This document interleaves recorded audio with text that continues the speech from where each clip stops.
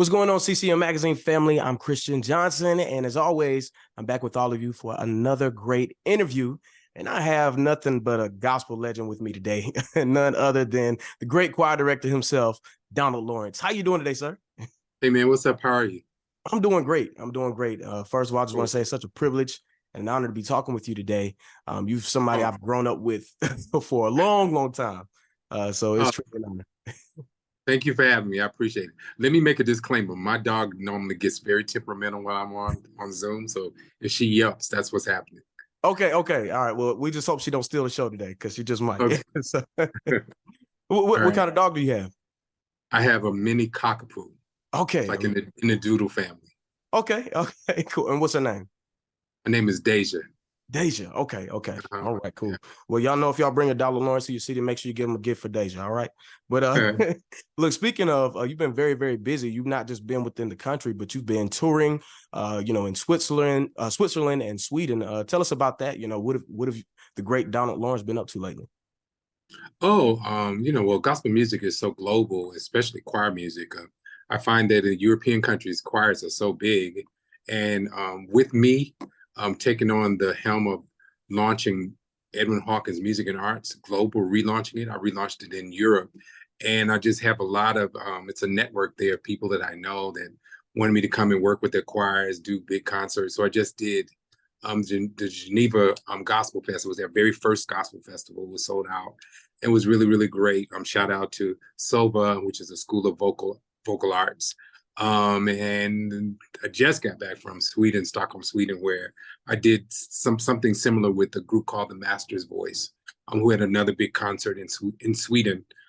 So it's about me going and kind of sharing my approach to vocals and choir pedagogy, then doing a concert with them and my songs. I took a couple people with me, but it's really about me going and working with the singers and everyone there. So I've kind of been doing that for the last couple of years now. So when I can get out of the country and go and share what I've learned and my approach, they're always open to me coming. So that's what I was doing. Wow. So essentially choir training, I guess you could say. Yeah, it's like a vocal masterclass.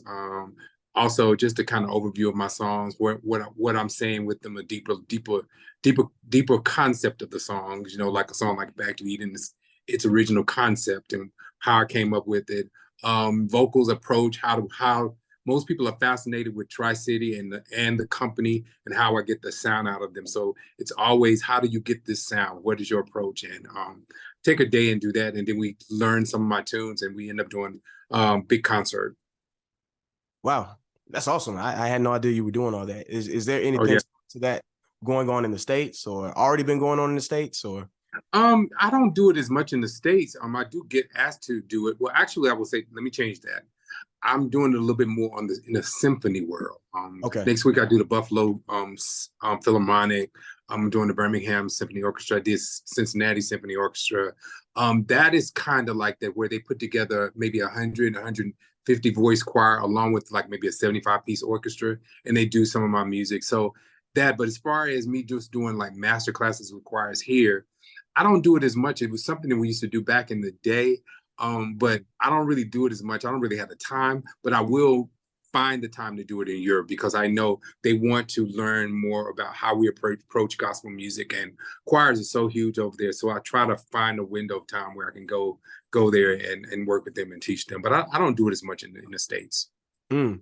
So just even with you talking about all this stuff that you're doing, I can just see the passion behind choir, specifically as you're talking, and it's such a powerful portion of gospel music that I pray is making a really strong comeback. I Seems miss like it seeing is. our big choir churches, our big choirs in our churches, and I'm starting to see somewhat of a comeback. Oh yeah. But for you growing up as a child, or who are some of the great influences in your life, whether that be personally or just a great choir that you saw growing up? What put that passion inside of you? Well, I kind of like choirs. I like vocals just in general. Mm. So I would say, the people that influenced me a lot was definitely Thomas Whitfield, Benny Cummings, Walter and Edwin Hawkins, Richard Smallwood, Andre Crouch. And that I've been blessed that not only can I call those names out, I've had chances to work with them up close and personal. I've had a chance to work with the Whitfield Company, which is still one of my favorite choirs. Richard is one of my best friends. I've had a chance to work with him in Vision, and Edwin and Walter, you know, may they rest in peace, and Andre. So I've definitely got a chance to work with my heroes, as well as when I say vocals, I love the Clark sisters. Everybody knows that. So I've been able to chance to work with them as well. And I'm just, I'm really blessed that I grew up loving some people I ended up getting to work with really close, and you don't get that kind of training just you know, out of the blue. You got to get there. So I've been very privileged to get to work up close with them. Man, that's awesome. I just love getting to talk with people and just you're saying some of the same names that I know my parents grew up with, and then they passed on to me, allowed me to listen to. So it's just amazing to talk to other artists who are a fan of other artists or lovers. Oh yeah, I'm still a fan of all the artists that I mentioned. I still listen to them. I still study. I'm a big fan of Luther Vandross too, because he was a background vocal connoisseur. His background vocals were incredible. So I use all of them as study books and everything. So I still study them a lot. And, you know, like you mentioned choirs, I definitely see them coming back. They actually never left in Europe. But for some reason, we kind of changed them a minute here, but they're definitely coming back. And I always say that, you know, when people broke up the choirs, they thought they were just getting rid of a certain, I think they just thought they were getting rid of a certain music, but really they broke up a community. Because I always tell people choir is not just the music, it's a community. People have kids while they've been in the choir, and they've gotten married, and they've grown up through the choir. So when you break up that community, you break up like a whole family. And there's even science talks about the neurological benefit of group singing. It's helped people through depression. It's helped people who are normally not social. So I'm glad to see people bringing the choir back, but not just for the music, but for the mental benefit of it, of being in the choir. There's a lot of studies that show there's a lot of great mental health by being in the choir as well. Wow, I think you just tapped into something there when you talk about the community of it. I know for me, some of the things I remember most coming up as a kid is just being at choir practice, or being able to see kids get out of their comfort zone that weren't used to doing certain things, and finally get the opportunity to be a part of church. And as we move to more praise and worship, which I love praise and worship, I'm a big praise and worship fan myself, but when you have that opportunity for voices to blend together, you have the opportunity for a great majority of the church to come together and worship. I think that's something that's definitely needed in the church. But as we were talking about your music, and we were talking about we're talking about the lyrics and the meaning behind some of your things. One song I wanted to ask you about today is Goshen. And I know Goshen is talking about the peace of God. And right now we're in a state in the world where there's a lot of things going on, and we really need the peace of God to come over certain areas of the world, really every part of the world. What would you say personally, somebody who's struggling to find peace in their life, that song Goshen, when you're praying peace over people, what do you really want people to grab out of that and allow these lyrics to change their lives? Wow. That song was actually written by, co-written. I co-wrote this song with a young guy out of the Nashville area by the name of Jermaine Dabney. And so when I got, his version of it, he let me rewrite lyrics, add a bridge, add a chorus, we just kind of collab with it. But that's a prayer. And the prayer is I pray Goshen for you. And people didn't realize, some people who are not studies, they didn't realize Goshen was the area where the Hebrews lived, and God blessed it. And even when there was chaos in the world, they were protected. So that whole song is me praying protection of you as you go through fire, as you go through things. May God's Goshen be with you, that it protects you, your family, your children, and your children's children. So that song is really a prayer. I always say this: Goshen is a supernatural zip code, and those who reside there in mind, body, and spirit, they achieve against all odds. So I always like to say, may God's Goshen be with you. May it rest on you. May it go with you. I like that. I'm about to write that down. Supernatural zip code. Wow. And those who reside there in body, mind, and spirit, they achieve against all odds. That's powerful right there. Wow. Man. Well, I'm definitely praying that prayer over the world today. It's really needed. When I was doing this album, I had no idea that the world was going to come into a pandemic and all this other stuff. It's just what I was inspired to do. The Goshen album that we put out some years ago. So I love that song Goshen, and I think it's still right for right now. Mm. That I pray peace for everybody, and that God's Goshen be with you and then rest on. Amen. Amen. Well, speaking of your past album, you've actually got a new album coming out for us. And this is called Power, a tribute to Twinkie Clark. And you mentioned the Clark sisters earlier. And I know you have a very strong love for them. But what kind of encouraged you to make this album tributed to her? Well, when I was working on the music for the Clark Sisters movie, I had to reimagine the songs, meaning I had to do them all over from scratch. So you had to go study it well, and it was making a movie, so you need to make it as close to the original as possible. But not only did I make it as close to the original as possible, I had to do it with not the Clark Sisters, with some actors who happened to sing, which I'm very proud of what we came up with, what we came together with. But doing that, I was like, this is so much fun. I would love to do a tribute to Twinkie by reimagining one of her old albums. And one of my favorite works by Twinkie, out of all the works, whether it was Clark Sisters or her by herself, was this album called Power that she released around 1981. So I just, after doing that, I said I would love to just reimagine this album from scratch, figure out the sonics, make it sound old and new at the same time as a tribute to her. So that's what this record is. It's an old album that came out in 1981. I redid it like it should make you feel like you're back in 1981, but at the same time in 2023 as well. But I redid all of the songs, add some of my twist to it, but mostly tried to really reimagine the original sonics and everything. And it was like a science project. It took me a while because it wasn't just recording it. You had to figure out the sounds. It's definitely, somebody said this ain't a tribute album, it's a dissertation. And so I hadn't heard that before, but they're actually right. If they really knew the time I put in it, figuring out, and just the work to put in it. So that's what it is. It's Power, a tribute to Twinkie Clark. It's an album that I love, that I was obsessed with. And so it was my privilege to do a tribute to her by putting that album back out, but in reimagining it all the way from the beginning. It started from scratch, blank slate. It's funny you mentioned the dissertation, because as you were talking, I was just thinking he should really give like a gospel music masterclass or a history lesson. Because I mean, you have so much wealth of knowledge about the gospel eras and about these artists. And like, once again, your love is just there, and it doesn't even sound like work for you. You just genuinely enjoy No, it.